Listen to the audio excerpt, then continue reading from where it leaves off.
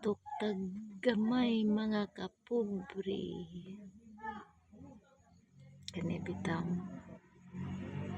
atong kahintanggal. Grabe kahit anong sikap ang gagawin natin, maghihirap pa rin. Kahit anong laban mga kapobre, hindi pa rin maka-second step ang buhay natin mga kapobre.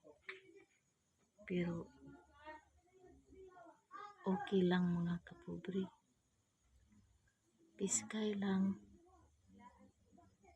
Okay ra na siya mga kapobre. Ang importante nga okay ang atong panglawas mga kapobre. Bahalag perting lisura atong kinabuhi mga kapobre. Ang importante piskay lang ta mga kapobre, no.